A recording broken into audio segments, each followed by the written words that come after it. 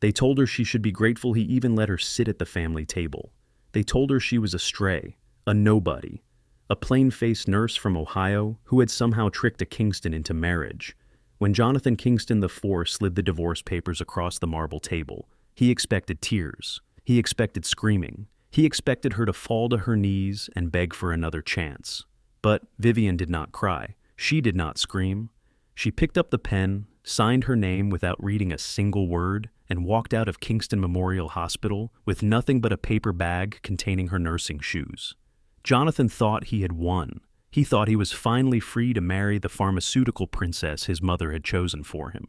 He had no idea that in exactly 72 hours, the roar of a Gulfstream G700 would drown out his wedding vows. He had no idea that the woman stepping off that jet, wearing a $2.3 million ruby necklace that once belonged to a Russian empress, would own every hospital, every patent, and every share that bore his family's name. He had no idea that the plain-faced nurse he had just thrown away was the sole heir to the largest medical dynasty in European history.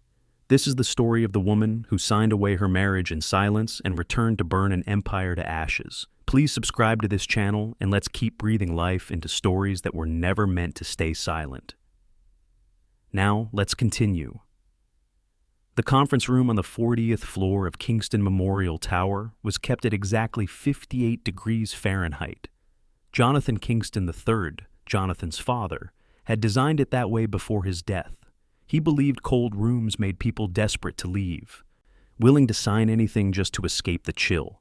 His son had inherited the room, the tactic, and the cruelty.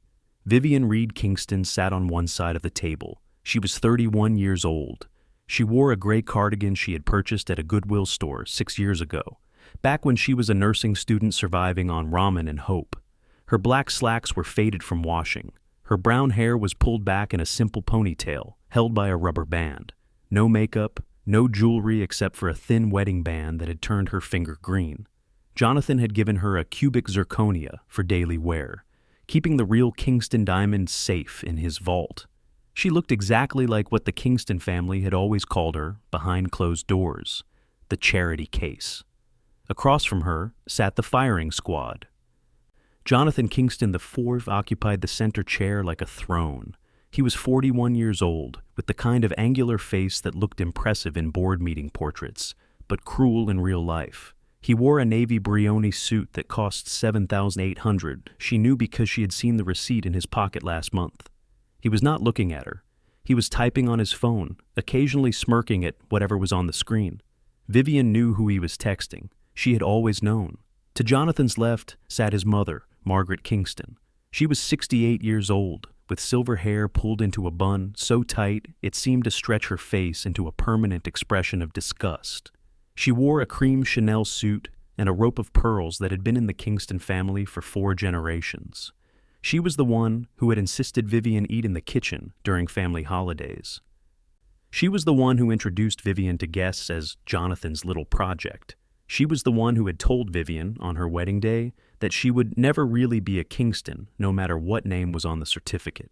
To Jonathan's right sat the family attorney, Harrison Crawford. He was 74 years old, bald, with watery blue eyes that had witnessed 3 generations of Kingston cruelty. He charged $3,200 per hour. His specialty was making problems disappear without leaving fingerprints. "Let us proceed," Harrison said, sliding a thick document across the marble table. His voice was soft, almost gentle, the voice of a man who had learned that cruelty was most effective when delivered quietly. The terms are as follows. You, Vivian Reed Kingston, agree to an immediate dissolution of the marriage, citing irreconcilable differences. You waive all claims to marital assets, including the penthouse on Park Avenue, the estate in the Hamptons, the vineyard in Napa, and the villa in the south of France. You surrender all access to Kingston family accounts. You agree to a lifetime non-disclosure agreement regarding all Kingston family business, medical research, and personal matters. He paused, adjusting his glasses. In exchange, Mr. Kingston has generously agreed to provide a one-time settlement of $25,000. The number hung in the cold air. $25,000. For 6 years of marriage to a man whose family was worth $4.2 billion. Vivian did the math in her head. That was $4,060 per year, $347 per month, approximately $11 per day. Less than she had made as a student nurse. Margaret leaned forward, her pearls clicking against the marble table. The sound was like teeth chattering. "It is a generous offer, Vivian," Margaret said. Her voice was like silk wrapped around a razor blade. "More than generous, considering what you brought to this marriage, which was nothing. No family, no connections, no education worth mentioning, no breeding." She let the word hang in the air. Breeding. As if Vivian were a dog. "When Jonathan found you, you were working night shifts in the emergency room, emptying bedpans and mopping up blood. You lived in a studio apartment in Queens with a hot plate and a mattress on the floor. We elevated you. We dressed you. We taught you which fork to use." Margaret's lips curled into something that was technically a smile, but felt like a wound. "And how did you repay us? 6 years of marriage and not a single heir, not one child. You could not even do the one thing you were brought here to do." Vivian said nothing. "Mother?" Jonathan did not look up from his phone. "Do not engage, just let her sign. Alessandra is waiting for me. We have the cake tasting at 3. Alessandra Fontaine, the daughter of Fontaine Pharmaceuticals, the third largest drug manufacturer in North America. Blonde, polished, French-educated, worth $800 million in her own right." Jonathan had been seeing her for 11 months. He had not bothered to hide it. He had left receipts from the Plaza Hotel in his jacket pockets, the jacket pockets Vivian emptied, before sending his suits to the dry cleaner. He had taken calls from Alessandra at the dinner table, laughing at private jokes while Vivian sat in silence. He had come home smelling of Alessandra's perfume, Clive Christian No. 1, $2,000 per bottle, and had not even bothered to shower before climbing into their bed. When Vivian had finally confronted him 3 months ago, he had laughed. "What did you expect, Vivian?" he had said. "You were always temporary, a placeholder until I found someone suitable, someone my mother could actually stand to look at. Temporary, placeholder, 6 years reduced to 2 words. Vivian looked at the document in front of her. 47 pages of legal language designed to erase her existence from the Kingston family history. "I have a question," Vivian said. Her voice was soft, barely above a whisper. The trace of her Ohio accent, the accent Jonathan had once called charming and later called embarrassing, was almost invisible. Harrison sighed. "We are not here to negotiate, Mrs. Kingston." "It is about the Montclair Protocol," Vivian said. The room went completely still. The hum of the air conditioning seemed to grow louder. Jonathan's thumb froze over his phone screen. Margaret's surgically tightened face somehow managed to go pale. Harrison's pen stopped moving. "I am sorry," Harrison said carefully. "The what?" "The Montclair Protocol," Vivian repeated, her voice still soft, still calm, still the voice of the quiet nurse who had never caused any trouble. "The clinical trial that Kingston Medical conducted between 2019 and 2022, the one testing the experimental cardiac regeneration therapy." She folded her hands on the cold marble table. "The trial that was shut down by the FDA after 7 patients died from unreported side effects. The trial whose data was allegedly destroyed in a server malfunction that conveniently occurred the day before federal investigators arrived." Jonathan stood up so fast, his chair crashed backward against the glass wall. "How do you know about that?" His voice cracked on the last word. Vivian continued as if he had not spoken. "I know about the Montclair Protocol because I was the night shift nurse assigned to monitor the trial patients. I was the one who documented their symptoms. I was the one who filed the internal reports warning that the therapy was causing fatal arrhythmias. Reports that were ignored, reports that were deleted from the hospital system." She reached into her bag, not a Birkin, not even a Coach, just a canvas tote she had owned since nursing school, and pulled out a manila folder. "But I kept copies, paper copies, signed and dated, along with emails from Dr. Harrison, not you, the other Dr. Harrison, the one who ran the trial before he conveniently died in a car accident in 2021. She placed the folder on the table. Emails in which he expressed concern that the Kingston family was pressuring him to falsify results. Emails in which he mentioned that he was considering going to the FDA himself. The silence in the room was absolute. Margaret was gripping the edge of the table so hard her knuckles had turned white. Harrison Crawford had stopped breathing. Jonathan was staring at Vivian as if she had just grown a second head. That is privileged information, Harrison stammered. That is stolen property. That is evidence of negligent homicide, Vivian said quietly. 7 patients, Mr. Crawford. 7 people who trusted Kingston Memorial to heal them. 7 families who never got answers. She stood up. I am not signing these papers, and I am not accepting $25,000. Margaret shot to her feet. You ungrateful little... I am also not finished, Vivian said, and something in her voice made Margaret stop mid-sentence. It was not loud. It was not aggressive. It was simply different, like a blade being unsheathed. There is also the matter of the offshore accounts in the Cayman Islands, the ones used to hide approximately $340 million in unreported income from the IRS, the ones that list Jonathan Kingston IV as the sole beneficiary. She looked at Jonathan. The ones your father set up before he died.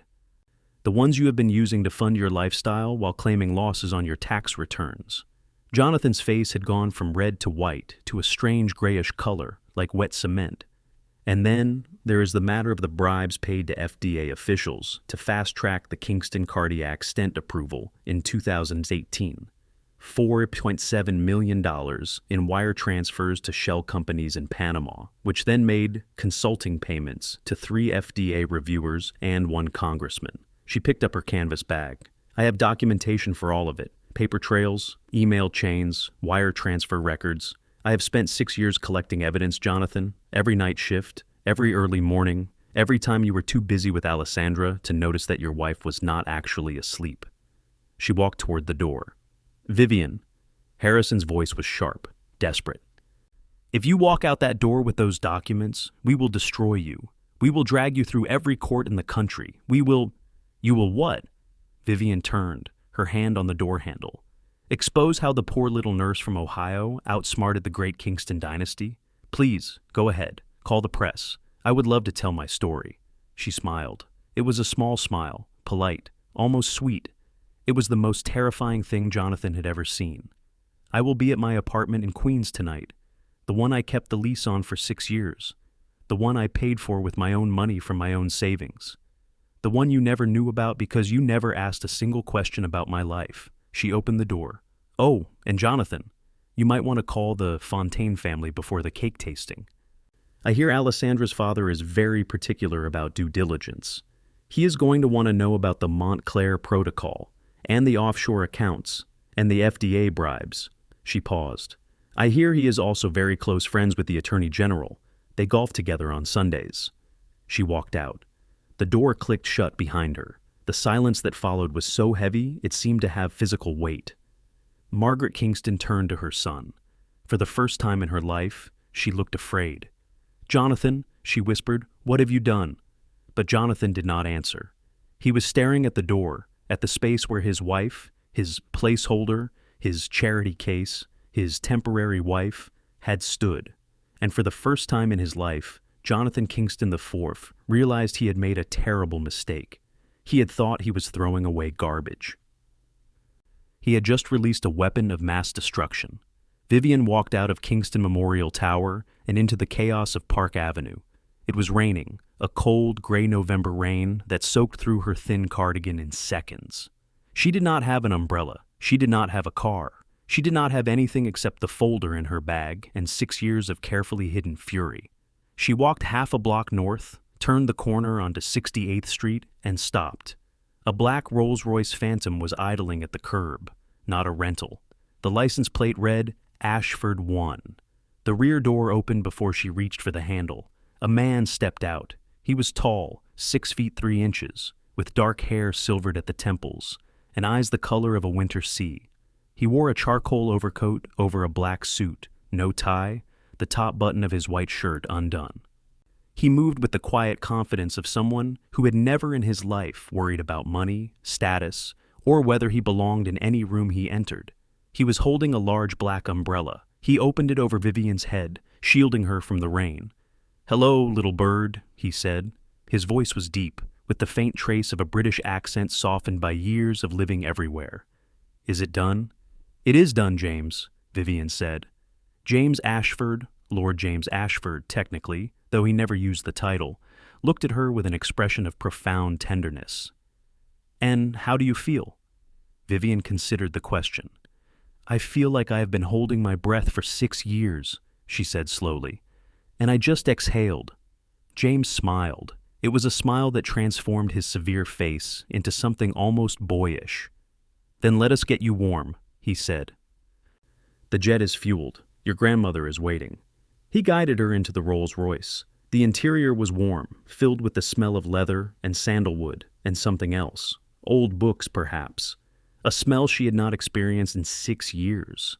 A smell that meant home. The driver pulled into traffic without a word. Vivian leaned her head back against the seat. The facade she had maintained for 6 years, the meek wife, the quiet nurse, the woman who never fought back, was cracking, falling away, revealing the steel beneath. "Does he know?" James asked. "About who you really are?" "He thinks I am going back to my studio apartment in Queens," Vivian said. "He thinks I am going to spend the next 6 months crying into a box of cheap wine while he marries his pharmaceutical princess." "And what are you actually going to do?" Vivian turned to look at him. Her eyes, which Jonathan had always called plain brown, were suddenly bright with something that looked like fire. "I am going to take everything he has ever loved," she said quietly. "And then I am going to make him watch while I burn it to the ground." James reached over and took her hand.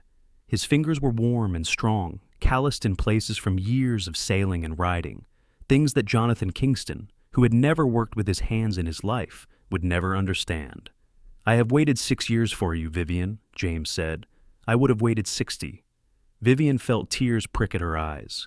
She had not cried during the meeting. She had not cried during 6 years of humiliation. But this simple declaration of loyalty threatened to undo her completely. "Why?" she whispered. "Why did you wait?" "Because you asked me to," James said simply. "Because you said you needed to do this yourself, and because I knew that when you finally emerged from that pit of vipers, you would need someone standing at the edge with a rope." He lifted her hand to his lips and kissed her knuckles. "I am your rope, Vivian. I have always been your rope."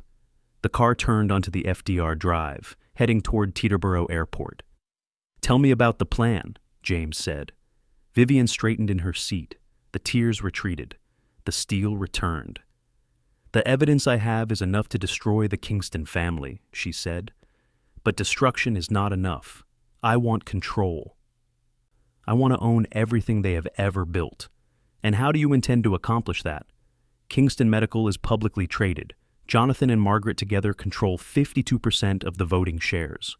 But the company has been hemorrhaging money for 3 years. They have been hiding the losses through creative accounting. But the fundamentals are rotten." She pulled out her phone and opened a file. "They have a $400 million loan coming due in January. A bridge loan they took out to finance the new cancer research wing. They have been counting on a partnership with Fontaine Pharmaceuticals to refinance, a partnership that was contingent on Jonathan's marriage to Alessandra." James's eyes gleamed with understanding. "A marriage that is about to become very unlikely. When the Fontaine family learns about the Montclair Protocol, and they will learn because I am going to make sure they learn, they will pull out of the partnership. Without that partnership, Kingston Medical cannot refinance the loan. Without refinancing, they will default. And when they default," Vivian smiled, "the loan is held by a consortium of private equity firms. This morning at 8:47 a.m., a shell company called Phoenix Rising Capital quietly acquired 67% of that loan at a discount from nervous investors who had heard rumors about coming legal troubles at Kingston Medical." James laughed. It was a warm, delighted sound. "Phoenix Rising Capital," he repeated. "Your grandmother's company." "My grandmother's company," Vivian confirmed, "which means that when Kingston Medical defaults in January, we will have the right to convert that debt into equity. At current valuations, that would give us approximately 58% of the company. Controlling interest, plus the board seats that come with it, plus the right to fire the CEO and install our own management team." She looked out the window at the rain-soaked city streaming past. "Jonathan Kingston is going to wake up one morning and discover that the charity case he threw away now owns his family's legacy. And there is nothing he can do about it. James studied her profile in the gray light. "You are magnificent," he said quietly. "You know that, do you not?" "I know that I am tired," Vivian said. "I know that I have spent 6 years pretending to be someone I am not. I know that I have smiled through insults and swallowed humiliations and played the part of the grateful little nobody who should be thankful for scraps." Her voice hardened. "But that woman died in that conference room today. She signed her name on those papers and she ceased to exist. And who are you now?" Vivian turned to face him. "I am Vivian Ashford Reed," she said, "granddaughter of Eleanor Ashford, Duchess of Montclair, founder of Ashford Medical Holdings, and the largest private shareholder of medical technology companies in Europe. I am the heir to a fortune that makes the Kingston family look like street vendors." She took his hand. "And I am done hiding." Taterboro Airport, New Jersey. The private aviation terminal where the world's elite departed from. But the hangar Vivian arrived at was not for ordinary elite. It was reserved for a level of wealth that most people could not even imagine. The Rolls-Royce drove directly onto the tarmac, bypassing security entirely. Waiting on the rain-slicked concrete was an aircraft that made everything else in the hangar look like a toy. A Gulfstream G700, the flagship of the Gulfstream fleet. Base price, $78 million. This one, with its custom interior and advanced avionics, was worth over $90 million. It was painted a deep midnight blue with silver accents along the wings. The tail bore a crest, a phoenix rising from flames, clutching a medical caduceus in its talons, the Ashford family crest. The aircraft door was already open, stairs extended. As Vivian stepped out of the car, a figure appeared at the top of the stairs. Eleanor Ashford. She was 83 years old. She stood barely 5 feet tall, with silver hair swept back from a face that had once graced the covers of European fashion magazines.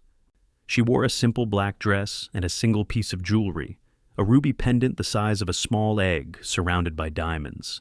The Montclair ruby. It had been in her family for 7 generations. She looked like a queen waiting to receive a returning warrior. "Vivian," Eleanor said. Her voice was crisp, aristocratic, British with traces of French. "Come inside. You are soaking wet, and we have much to discuss." Vivian climbed the stairs. At the top, her grandmother pulled her into a fierce embrace that belied her small frame. "I am proud of you," Eleanor whispered into her hair. "So very proud." "I almost broke," Vivian admitted. "When his mother called me a charity case, when she said I had no breeding, I almost—" "But you did not." Eleanor pulled back and cupped Vivian's face in her papery hands. "You held the line, just as I taught you. Just as your mother would have wanted." Vivian's mother, Charlotte Ashford Reed, Eleanor's only daughter. She had died of cancer when Vivian was 16 years old, leaving Vivian in the care of her American father, a kind, simple man who had worked as a mechanic in Ohio until his own death 3 years later. Vivian had been alone at 19, orphaned, working her way through nursing school on scholarships and determination. And then Jonathan Kingston had walked into her emergency room one night with chest pains that turned out to be a panic attack, and everything had changed. He had pursued her relentlessly. Flowers every day, dinners at restaurants she could never afford, a whirlwind courtship that had swept her off her feet before she could think clearly. By the time she realized what kind of man he really was, what kind of family she had married into, it was too late, or so she had thought. Until she had called her grandmother for the first time in 7 years, sobbing into the phone at 3 a.m., and Eleanor had said 5 words that changed everything. "It is time to come home." The interior of the G700 was unlike anything Jonathan Kingston had ever seen, though he fancied himself a connoisseur of luxury. It was not flashy, it was not gold-plated or diamond-encrusted, or any of the gaudy touches the nouveau riche favored. It was simply perfect. Cream leather seats that adjusted to the body, burled walnut panels hand-selected from a single tree, a conference area with a table made from a 300-year-old oak that had fallen in a storm on the Ashford estate, and at the far end, a private bedroom with a queen-size bed, ensuite bathroom, and a shower with water pressure better than most 5-star hotels. Eleanor settled into a seat across from Vivian. James took the seat beside Vivian, his hand finding hers. A flight attendant, not a contract worker, but a woman who had been with the Ashford family for 20 years, appeared with a tray, hot tea, scones with clotted cream, a cashmere blanket. "We will be in the air shortly, Your Grace," the attendant said to Eleanor. "The flight plan is filed for Geneva." "Thank you, Marie." As the jet taxied toward the runway, Eleanor fixed Vivian with a penetrating stare. "Now," she said, "tell me everything. Start from the moment you walked into that conference room." Vivian told her. She told her about the cold room, about the 25,000 settlement, about Margaret's cruelty and Jonathan's indifference, about the moment she had revealed the Montclair protocol and the way the color had drained from their faces. When she finished, Eleanor was silent for a long moment. "You did well," she said finally. "Better than well. You played the long game, and you played it perfectly." "There is still the matter of the wedding," James said. "Jonathan is scheduled to marry Alessandra Fontaine in 72 hours. "Yes." Eleanor's eyes glittered. "And that is where the real entertainment begins." She reached into a leather attaché case beside her seat and pulled out a thick folder. "The Fontaine family has already received an anonymous tip about the Montclair protocol. By tomorrow morning, they will have documentation. By tomorrow afternoon, Alessandra's father will be on the phone with his lawyers. By tomorrow evening, the engagement will be in serious jeopardy." "But Jonathan will try to spin it," Vivian said. "He will claim the documents are forged. He will say I am a bitter ex-wife trying to sabotage him." "Of course he will." Eleanor smiled. It was not a nice smile. "Which is why we are not going to rely on the Fontaine family to do our work for us. We are going to do something much more dramatic." She opened the folder and pulled out an engraved invitation. Vivian recognized it immediately. Cream cardstock, gold lettering, the Kingston family crest embossed at the top. "You are cordially invited to celebrate the marriage of Jonathan Kingston IV and Alessandra Marie Fontaine." "How did you get this?" Vivian asked. "The Ashford family has been on the Kingston guest list for decades," Eleanor said. "We have never attended. Of course, we have standards, but we have always received the invitations." She handed the invitation to Vivian. "This weekend, we are going to make an exception." Vivian stared at the invitation. The wedding was scheduled for Saturday at 4 p.m. The Kingston estate in the Hamptons. 300 guests. A ceremony that was supposed to unite two medical dynasties. "You want me to crash the wedding?" Vivian said slowly. "I want you to arrive at the wedding," Eleanor corrected. "There is a difference. Crashing implies you are uninvited. You, my darling, will be the most invited guest there." "I do not understand." Eleanor leaned forward. "The Kingston family has spent 6 years telling the world that you are nobody.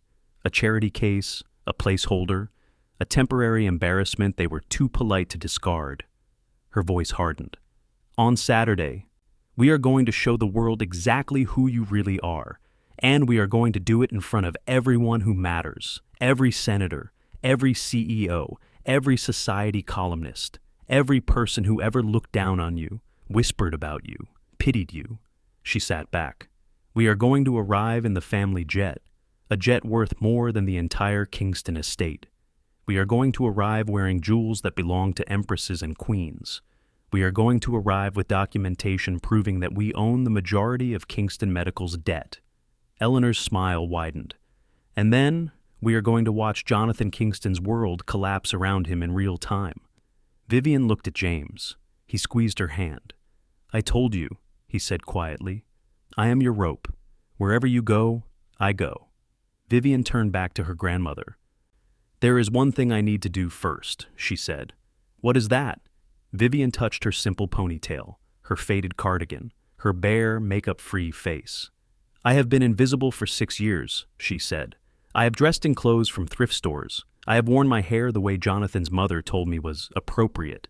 I have made myself small and plain and forgettable." Her eyes hardened. "I do not want to be invisible anymore. I want them to see me, really see me, for the first time."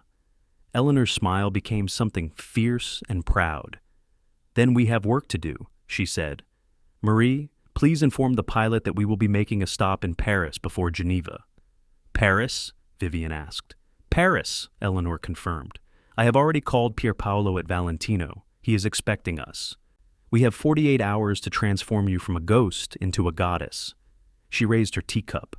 To resurrection, she said. James raised his cup. Vivian raised hers. To resurrection, they echoed. The jet climbed into the clouds, leaving New York and Vivian's old life far below. The next 48 hours were a blur of luxury that would have made Jonathan Kingston's head spin. Paris.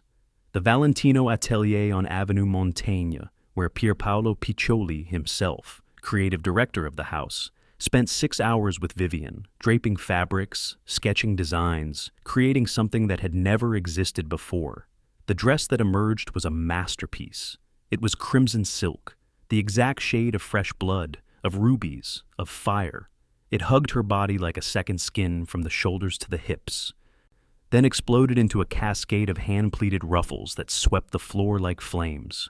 The neckline was modest in front, but plunged to the small of her back, revealing the elegant line of her spine.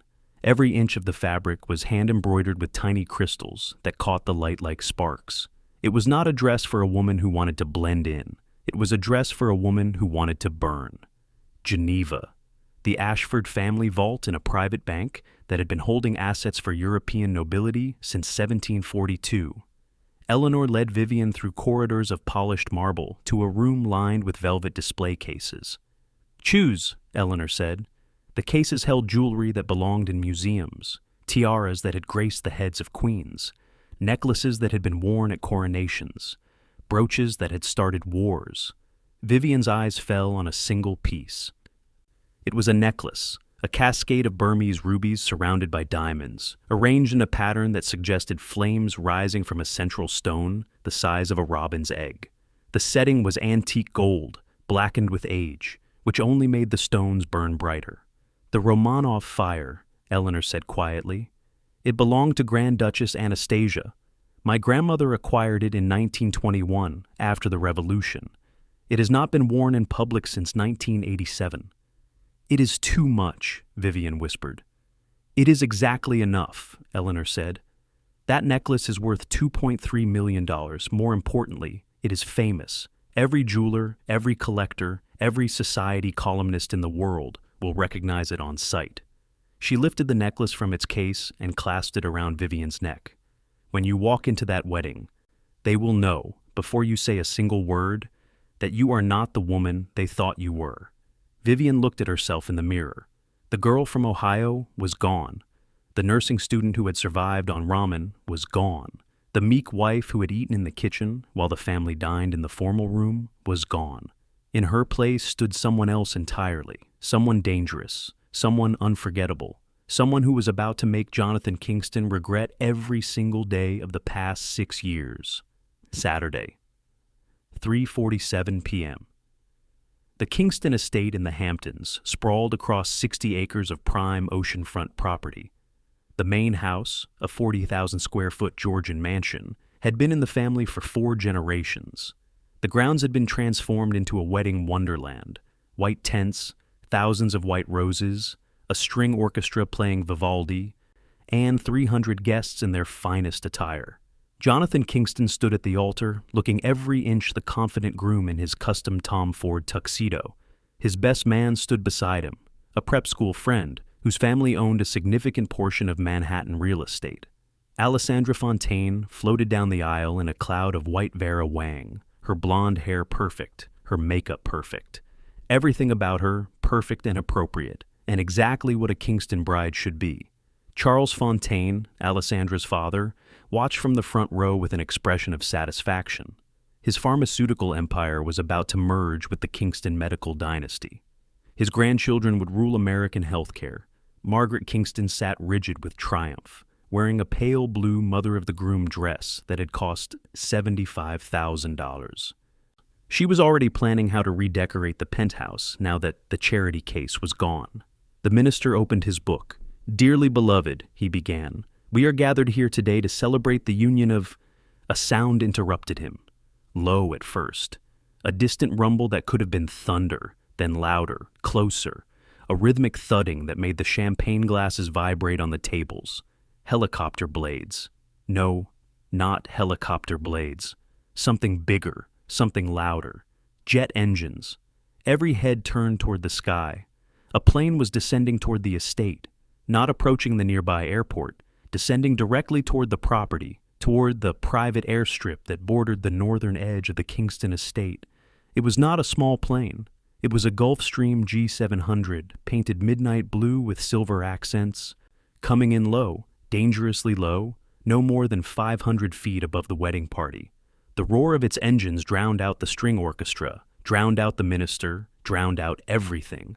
The wind from its passage sent napkins flying, knocked over flower arrangements, whipped at the carefully styled hair of every guest. "What in God's name?" Jonathan shouted, but his voice was lost in the thunder. The jet touched down on the private airstrip, a quarter-mile from the ceremony. The engines whined down to silence. For a long moment, nothing happened. The 300 guests stood frozen, staring at the aircraft. Then the door opened, steps extended. A man appeared first, massive, 6 feet 5 inches, with shoulders like a linebacker and the bearing of former special forces. He wore a black suit and an earpiece. He descended the stairs and took up position at the bottom, scanning the property with cold, professional eyes. Then a second figure appeared. A woman, elderly but commanding, dressed in black, with silver hair and a bearing that spoke of centuries of aristocratic breeding. She descended the stairs slowly, deliberately, as if she had all the time in the world. Then a man, tall, dark-haired, aristocratic, dressed in a charcoal suit that probably cost more than Jonathan's tuxedo. He offered his hand to someone still inside the aircraft. A woman's hand emerged, and then Vivian. The collective gasp from the crowd was audible even from a quarter-mile away. She stood at the top of the stairs for a moment, framed against the doorway of the jet, letting them look, letting them see. The crimson Valentino gown caught the late afternoon sunlight like fire. The Romanov fire necklace blazed at her throat, $2.3 million worth of rubies that every jewelry collector in attendance immediately recognized. Her dark hair had been cut into a sleek, sophisticated style that framed her face like a work of art. Her makeup was flawless, dramatic eyes, crimson lips that matched the dress. She looked like a goddess of vengeance descending from Olympus. She looked like a queen arriving to claim her throne. She looked like nothing Jonathan Kingston had ever seen before, because he had never actually looked at her at all. Vivian descended the stairs, took James's arm, and began walking toward the wedding. Behind her, Eleanor followed, flanked by the bodyguard. Jonathan watched them approach. His mouth opened and closed, but no sound came out. "Who is that?" Alessandra whispered, clutching her bouquet. Margaret Kingston had gone completely white. Her hands were shaking. "It cannot be," she whispered. "It is not possible." But it was. The woman she had dismissed as a charity case, a nobody, a temporary embarrassment, was walking toward her wearing jewels that belonged in a museum, and a dress that cost more than the entire wedding. And she was smiling. The security guards at the perimeter started forward, but the bodyguard, Pascal, who had served with the French Foreign Legion for 15 years, simply looked at them. They stopped. Vivian and her party walked through the crowd of guests, which parted before them like the Red Sea before Moses. She stopped 10 feet from the altar. "Good afternoon, Jonathan," she said. Her voice was calm, pleasant, perfectly modulated. The voice of a woman who had absolutely nothing to fear. "Lovely ceremony. I hope I'm not interrupting." Jonathan finally found his voice. What are you doing here? This is a private event. Security." "We are invited guests," Eleanor said, stepping forward. She pulled an envelope from her clutch, the same cream-colored invitation with the Kingston crest. "The Ashford family has been on the Kingston guest list for 3 generations. We simply never found an occasion worth attending." She smiled thinly. "Until now?" Charles Fontaine stood up from his seat in the front row. His face was purple with confusion and growing anger. "What is going on here? Jonathan, who is this woman?" Jonathan opened his mouth to answer, but Margaret beat him to it. "She is nobody," Margaret spat. "She is Jonathan's ex-wife.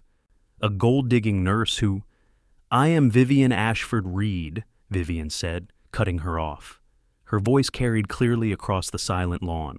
"Granddaughter of Eleanor Ashford, Duchess of Montclair, heir to the Ashford Medical Holdings fortune." She paused, letting the words sink in. "But you knew me as Vivian Reed," The night shift nurse, the charity case, the woman you told to eat in the kitchen because I made the guests uncomfortable. The crowd erupted in whispers. Charles Fontaine turned to Jonathan. Duchess of Montclair, Ashford Medical Holdings. Jonathan, is this true? It is a lie, Jonathan stammered. She is lying. She was a nobody. She is a nobody. I do not know what game she is playing, but perhaps this will help clarify matters, James said. He stepped forward and handed Charles Fontaine a document. This is a letter confirming that Phoenix Rising Capital, a subsidiary of Ashford Medical Holdings, has acquired 67% of Kingston Medical's outstanding debt. The debt comes due in January. At current valuations, conversion of that debt to equity would give us controlling interest in Kingston Medical. He smiled pleasantly. In simple terms, the Ashford family will own Kingston Medical within 60 days, unless, of course, Jonathan can find $400 million to repay the loan, which, given the legal troubles that are about to become public, seems unlikely. Charles Fontaine read the document. His face went from purple to white. Legal troubles? He said slowly. What legal troubles? Vivian reached into her clutch and pulled out a USB drive.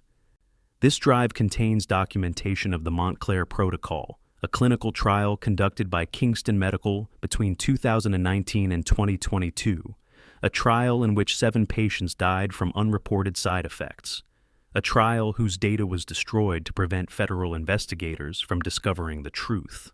She handed the drive to Charles. It also contains evidence of $340 million hidden in offshore accounts in the Cayman Islands, and evidence of $4.7 million in bribes paid to FDA officials to fast-track drug approvals. The silence was absolute. Jonathan looked like he was about to be sick. Margaret had sunk into her chair, her face gray. Alessandra was staring at her fiancé with an expression of dawning horror. I have sent copies of these documents to the FBI, the SEC, the FDA, and the IRS, Vivian continued. I have also sent copies to the Wall Street Journal, the New York Times, and CNN. By Monday morning, this story will be on the front page of every newspaper in the country. She looked at Jonathan. I gave you a chance, Jonathan. 3 days ago, in that conference room, I gave you a chance to treat me with a single shred of dignity, to offer me a fair settlement, to acknowledge even once that I had been a good wife to you. Her voice hardened. Instead, you offered me $25,000 and told me I should be grateful. Your mother called me a charity case. Your lawyer told me I should take the money and disappear. She stepped closer to him. So, I am not going to disappear, Jonathan. I am going to be here, right here, while everything you have ever built crumbles around you. I am going to watch while the FBI arrests you. I am going to watch while the stock price collapses. I am going to watch while your family name becomes synonymous with fraud and corruption and death. She smiled.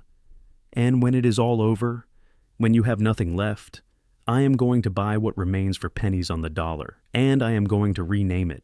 She leaned in close, so only he could hear.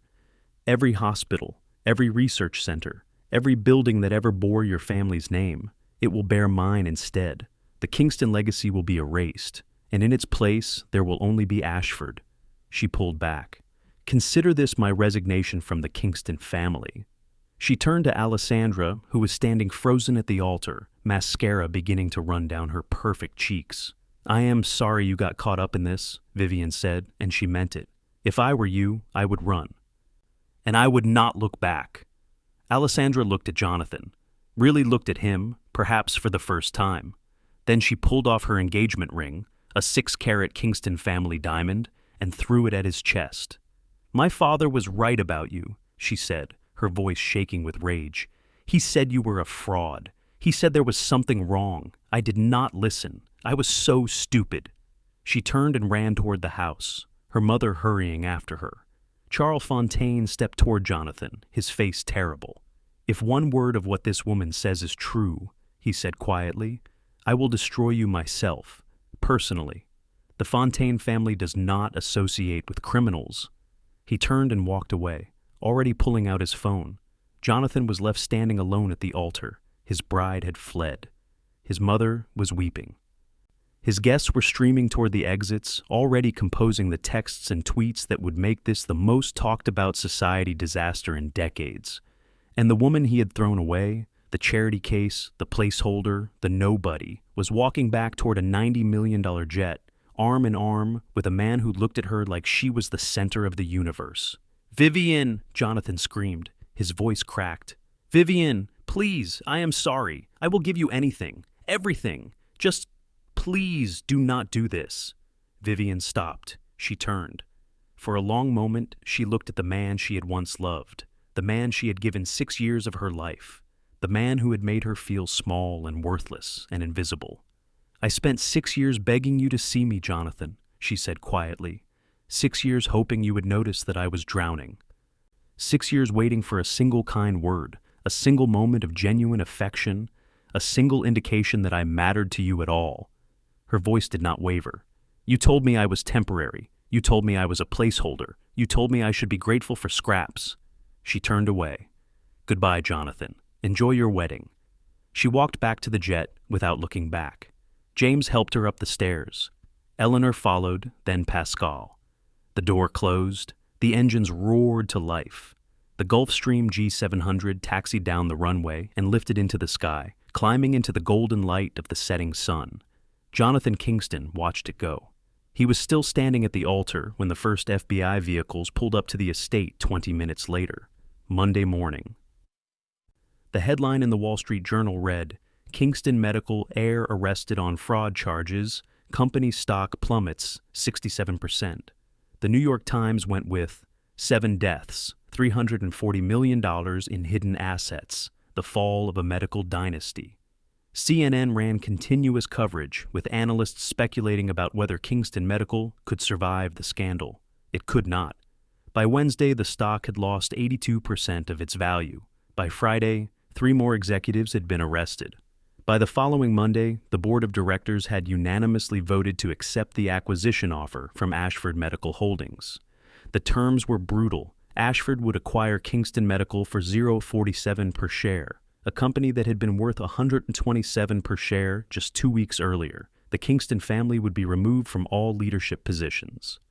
The company would be renamed Ashford Reed Medical. Vivian insisted on the Reed part. It was her mother's maiden name, her father's name, a reminder of where she came from.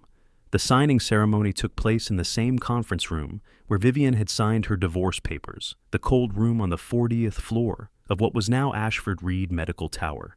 But the room was not cold anymore. Vivian had ordered the temperature raised to a comfortable 72 degrees. She had replaced the uncomfortable chairs with proper seating. She had hung a painting on the wall, a landscape of the Ohio countryside where she had grown up. She sat at the head of the table, wearing a navy suit, her hair sleek, the Montclair ruby pendant at her throat. Across from her sat Jonathan Kingston. He looked like a different man. The arrogance was gone. The cruel confidence was gone. His face was thin and pale, aged 10 years and 2 weeks. He was out on bail, awaiting trial on 17 counts of fraud, tax evasion, and negligent homicide. His lawyers had negotiated a deal. Jonathan would sign over all his remaining shares in exchange for Vivian's agreement not to pursue additional civil charges. He would be allowed to keep $2 million, enough to pay for his legal defense, and, if he was lucky, maintain a modest lifestyle after prison. It was more than he deserved. Vivian knew that, but she also knew that cruelty was a poison that corroded the person who wielded it. She had spent 6 years watching the Kingston family destroy themselves with their own venom. She would not make the same mistake. "Sign," Vivian said, sliding the document across the table. Jonathan picked up the pen. His hand trembled. "Vivian," he whispered, "I need to know. Did you ever love me? Or was I always just—" "I loved you," Vivian said quietly. "I loved you so much that I gave up everything to be with you. My family, my inheritance, my identity. I loved you enough to become a ghost." She leaned forward. "But you did not love me, Jonathan. You loved the idea of rescuing me. You loved feeling superior. You loved having a wife who was so far beneath you that she could never threaten you." Her voice softened. "And when I stopped being grateful enough, when I stopped making you feel like a hero, you threw me away. Not because I did anything wrong, but because I was no longer useful. Jonathan's eyes filled with tears. "I am sorry," he whispered. "I am so sorry." "I know," Vivian said, "and I forgive you." His head jerked up. "You do?" "I do, not because you deserve it, but because I refuse to carry you with me anymore. You have taken enough of my life, Jonathan. You do not get to take my peace as well." She stood up. "Sign the papers, and then I never want to see you again." Jonathan signed. The Ashford Reed Medical Center for Women's Health opened on a bright spring morning in Manhattan. It was Vivian's passion project, a state-of-the-art facility dedicated to providing free and low-cost health care to women who could not afford it. Nurses in particular received special priority. Vivian had not forgotten what it was like to work double shifts and still worry about paying rent. The ribbon-cutting ceremony was attended by senators, celebrities, and healthcare leaders from around the world. But the person Vivian noticed most was a young woman in the back of the crowd, a nursing student, judging by her scrubs and the textbook clutched under her arm. She was watching Vivian with wide eyes, as if she could not quite believe what she was seeing. After the ceremony, Vivian found her. "You are a nursing student?" Vivian asked. The girl nodded, too starstruck to speak. "What is your name?" "Maria," the girl managed. "Maria Gonzalez." "Maria," Vivian smiled. "Are you working your way through school?" "Yes, ma'am. Night shifts at Presbyterian. It is hard sometimes." "I know it is." Vivian reached into her pocket and pulled out a business card. "This is my direct line. Call my office tomorrow. We have a scholarship program for nursing students, full tuition plus a living stipend." "I want you to apply." Maria's eyes filled with tears. I cannot. Why would you?" "Because someone helped me once, when I had nothing," Vivian said. "And because nurses are the backbone of every hospital in the world. You deserve to be supported, not exploited." She squeezed Maria's hand. "Never let anyone tell you that you are not enough. You are exactly enough, exactly as you are." She walked away before Maria could respond. James was waiting by the car. "Making more scholarship students?" he asked, smiling. "Just one more." Vivian slid into the back seat. "For now?" James climbed in beside her. The driver pulled into traffic. "Where to, ma'am?" the driver asked. Vivian considered. "The airport," she said. "I think we have earned a vacation." "Anywhere particular in mind?" Vivian looked at James. He looked at her.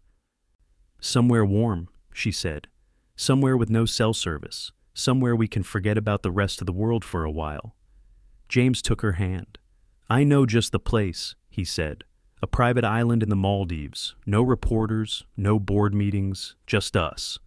Vivian leaned her head against his shoulder. "Perfect," she said. As the car drove toward Teterboro, Vivian looked out the window at the Manhattan skyline. Somewhere in that maze of glass and steel, Jonathan Kingston was meeting with his lawyers, preparing for a trial that would almost certainly end in prison time. She did not feel satisfaction. She did not feel triumph. She felt free. For 6 years, she had been a ghost, invisible, overlooked, dismissed. Now she was something else entirely. She was Vivian Ashford Reed, granddaughter of a duchess, CEO of a medical empire, patron of nurses and women in need, and she was just getting started. If this story made you feel something, share it. Share it with every person who has ever been made to feel invisible, every person who has ever been told they were not enough, every person who has ever been underestimated by people who should have known better. Because silence is not weakness, silence is preparation. And the quietest people in the room are usually the most dangerous. Comment and tell us what you'd have done differently if you were in Vivian's shoes. Or do you like how she handled the whole situation? Let us hear what you have to say in the comments section. If you are still here, I need to ask you something. When I started this channel, my own mother said I would never reach 10,000 subscribers. She said nobody cares about stories anymore. I think she's wrong. I think you care. So if this story made you feel something, anything, hit that subscribe button. Help me prove her wrong. Help me prove that stories still matter.